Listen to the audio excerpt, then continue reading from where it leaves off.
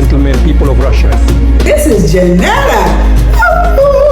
I even heard that somebody said, because Jesus did not pay tithes, that's why he died young. And the countries that are doing that are reaping the broken pots today. Hi, this is Janetta, and I am just so tickled. It's so good to talk to you again. But I'm going to tell you, I want to let everyone that has made comments and everyone that has subscribed, and I'm just so excited. Thank you so very, very much. But keep subscribing, keep commenting, and make sure you let me know if you like it, and do share it with somebody, because we are talking about Africa and the things that are going on here. I'm bringing them to your attention. Yeah, we have something to share with you today that is very, very important, and I want you to listen to it very closely and let me know what you are thinking about what is being said. It is very important. It is time for us to really, really get down to business, because we have a lot to gain and a lot if we don't make changes, if we don't start listening, if we don't start knowing what's going on, we're going to continually be fooled and bamboozled, okay? I want you to listen to how much United States, the very country where the president of the country said it was a shithole country. He doesn't even know it was a continent, not a country. But he talked about Africa like that as if it didn't mean a thing. But now they're running crazy. They want to protect it. They want to guard it. They want to surround it. They want to partner with it. They love Africa. They want to shield it from the big bad Russians and Chinese. I want you to listen to it. I don't want to tell you about it. It's from their mouth to your ears. Hey, just listen. Talk about why we care about what's happening in Africa right now. I mean, what if you tell the American taxpayer, why are we there? Why are we spending the money we're spending there? He's going to tell you why we're spending your tax money right now to protect and to guard Africa. Yeah, why? Because the rich want to get richer. It has nothing to do with you and me, but it has to do with the elite in the country, the billionaires in the country. It's for their interest. That's why. Thanks for the question, Senator. For access and influence, I think at the accelerated pace, the Russian Federation is really trying to take over Central Africa as well as the Sahel. So, the U.S. general claims that Russia is attempting to take over Africa, and the U.S. wants to safeguard Africa with its military bases. But why did Russia intervene in the first place? Why does the U.S. consistently overlook the fact that Africa is inviting Russia in to counter U.S. influence? Africa seeks to protect itself from U.S. exploitation and control by engaging with partners who believe in mutual benefits, such as Russia and China. However, U.S. envy prompts the general to speak about controlling Africa in front of the world. Have they even consulted Africa to determine if their presence is desired or necessary? Let's find out. The U.S. general has openly admitted plans that the U.S. made to go against Africa. He tells why the U.S. has military bases in Africa, against Africa's will. This shows how common it is for them to ignore what Africa demands. Even if Africa demands independence from the U.S.'s exploitation and military bases, the U.S. is not ready to give it. After what the U.S. general has to say, everything becomes very clear. It all started with him showing concern for African nations. Houthi attacks in the Red Sea directly impact the lives of millions of Africans. Terrorism, poverty, food insecurity, climate change, and mass migration shatter African lives. These factors sow the seeds of violent extremism and Russian exploitation across entire regions of the continent. By referencing conflicts such as the Russian Federation's war in Ukraine and the Houthi attacks in the Red Sea, The speaker implies that these events are not isolated incidents, but rather have broader implications for regions beyond where they directly occur. The mention of the Russian Federation's war in Ukraine suggests that the speaker recognizes the potential for conflicts outside of Africa to have ripple effects on the continent. This war has been a significant geopolitical event with implications for global security and stability, and its repercussions can extend to regions far beyond Europe. Similarly, the reference to Houthi attacks in the Red Sea highlights the idea that events in the Middle East can reverberate across maritime routes and impact African nations that rely on these routes for trade and transportation.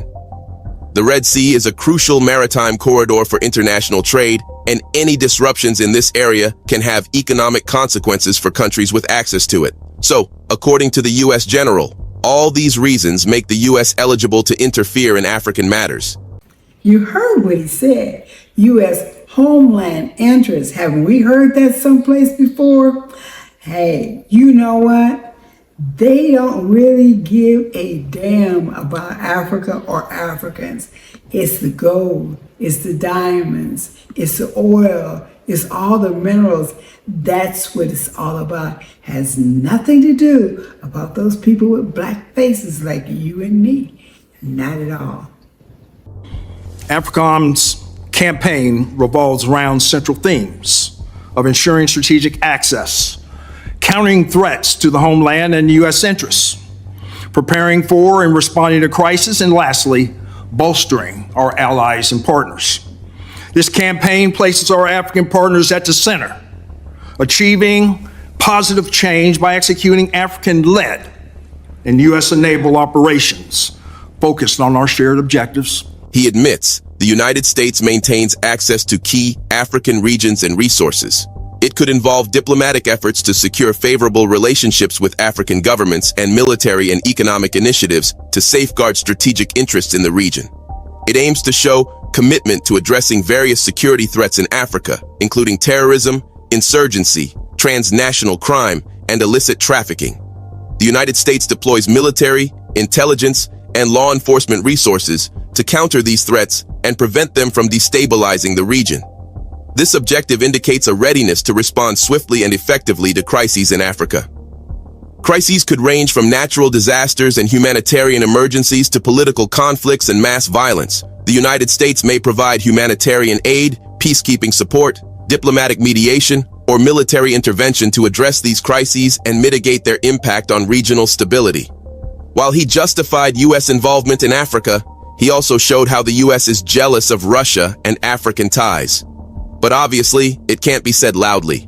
So, this is how it goes. General Langley, can you talk about why we care about what's happening in Africa right now? I mean, if you tell the American taxpayer, why are we there? Why are we spending the money we're spending there? Thanks for the question, Senator. For access and influence.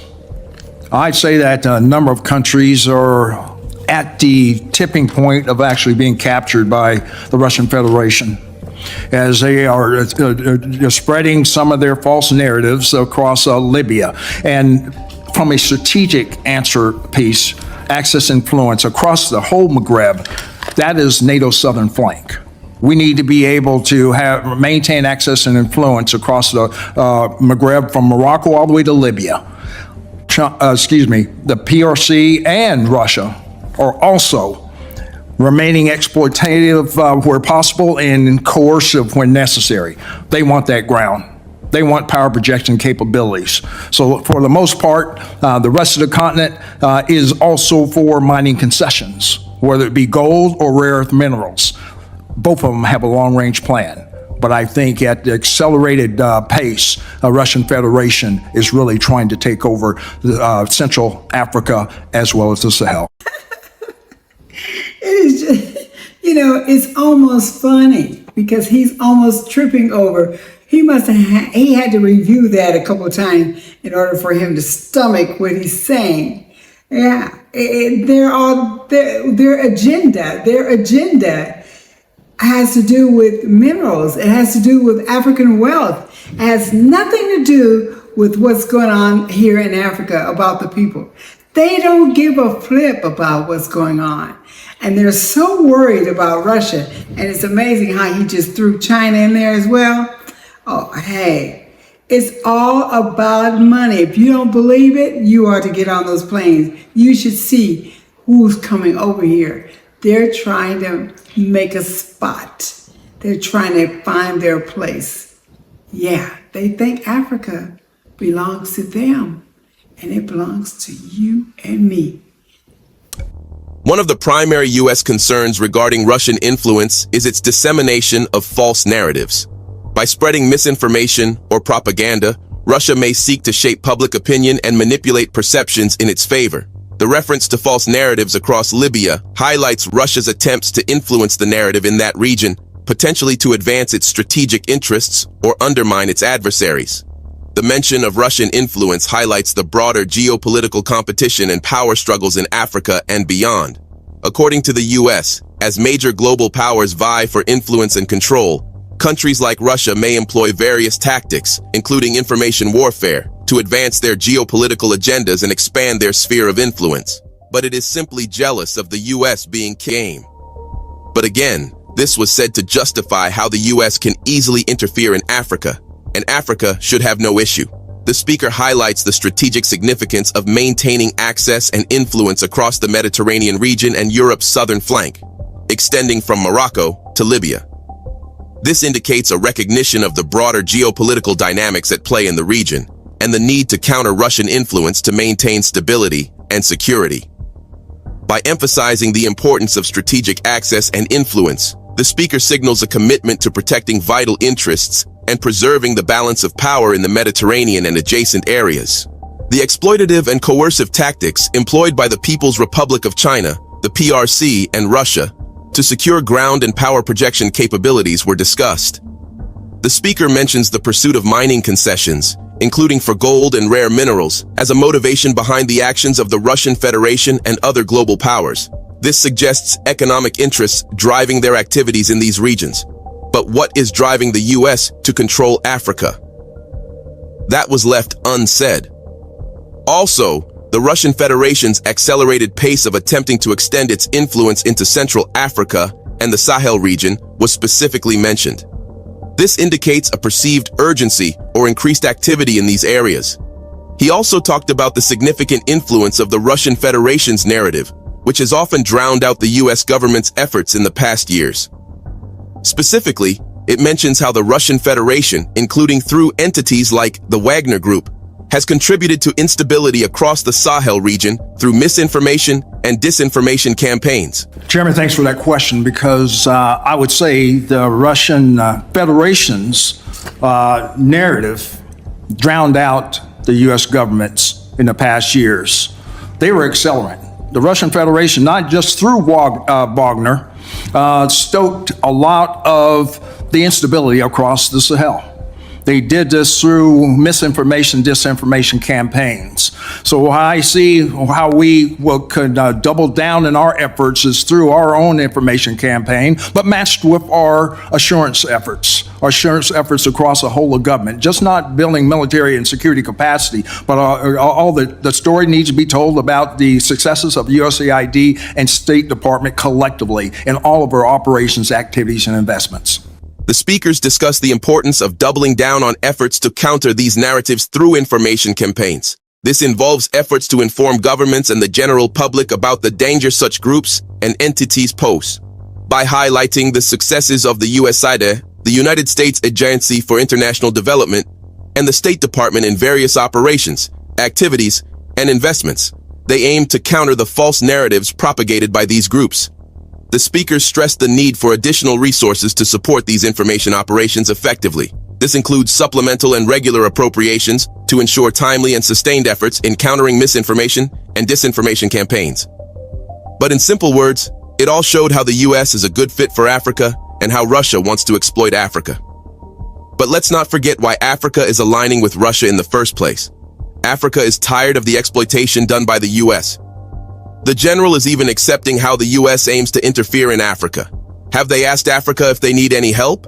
They think they can do whatever they want with Africa. But that is not the truth. Did you hear? I'm telling you, things are happening, things are changing. In fact, if you don't know it, Niger, a country in the Sahel, which they call Sub-Saharan Africa, well, they've asked the United States and told the United States to move their drone bases out of Niger. Yes. They do not want U.S. domination or global one world order rule here in Africa. So they're starting to make changes, and it's going to be a little bit rocky, but it is happening. And I got a front row seat. It is fascinating. It is happening all over the world. Changes are going to be made. It is finally time for us to realize how rich we are and stop thinking we're poor. We're wealthy. We're wealthy in human capital. We're wealthy in minerals. We're wealthy in oil. We're wealthy in everything. Even our air over here is non-polluted. It's not polluted. We're wealthy. And Africa is waking up. So arise, Africa. Africa is waking up to understand what it is that they want, and they're looking and finding out how to get it. And whoever they can use to get what they want, instead of being used, now Africa is using. Yes, they are using China. Yes, they are using Russia. But you've been made to think that Russia is using Africa and China is using Africa. You know, because we're not grown enough to make our own decisions. We need their help. Yeah. Well, I'm sorry, but that's not true. That is not at all true. That is not at all true. You need to share this video. You need to look at more like it. I'm going to bring you more videos like this. And I know you're used to me saying, hi, this is Janetta. Oh, it is nice. The weather is nice. Come over. Yes, I'm saying the same things, but I want to open your eyes and understanding to do as much as I can to let you hear some of the things that you are probably not hearing. News that you are probably not getting. Now, this commentator, the young man, is straight from here in Africa. And he's telling you what is going on and how the people here are feeling. They have heard what has been said about them. They have felt what has been displayed of the opinion or thoughts about who they think Africans are. Like our dignitaries leave here, and instead of them sending limousines, they put them on a bus like school children. Yes, these are dignitaries, leaders of countries. And then they lowered them to sending them a bus. They probably sent them a nice bus, but they were very, very much insulted. We're not going to take any more insults. We're kings and queens. We are going to rule. Yes. And so in order for you to keep up, in order for you to know, I have to bring you this. I have to let you hear what's going on. And I hope you appreciate it. Black Suit Radio, you can listen to me on Black Suit Radio on Saturday mornings. In Costa Rica is at 8 o'clock. And I think in other parts of the United States, I think Central Standard Time is based on the Central Standard Time. I'm stumbling. I'm so excited. Woo-hoo! Yeah. But hey, check us out. Get to know what's going on in Mother Africa. Don't be fooled. You're running to all these other countries. Yeah. But this is where your wealth is, my brother, my sister. Okay. Yeah. This is Janetta signing off. Now, make sure you share this video. It is important for you to share it so people can understand, we can understand what's going on here in Mother Africa. It's more than a place to come because you want to just tour it. It's more than a place to come because you can live cheaper. It's more than a place to come that you're waiting to be treated with open arms and a lot of love because you're a brother and a sister coming over. You come on over if you can. Now, those of you that can't, some people can't. It's not that they don't love Africa or they just can't. They can't. They can't understand. They don't have the patience. They don't have they haven't had the call from the ancestors. They haven't had the call of the Most High to pull them, to draw them here in the homeland. But if you feel the call, and doing whatever you can do to help set us free. Yeah, I said the word free. From all the harassment, from all the control. And if we're ever to arise out of all that we have suffered, we need to start doing it right now, today. There's no time better than right now, today. I love you, I love you, I love you. And please, please, please, please, let me know what you think. Make your comments. Let me know you love me. Share my video and just share. I hope that this teaches you something and you begin to understand what it is, American involvement over here in Africa. All right. Talk to you later.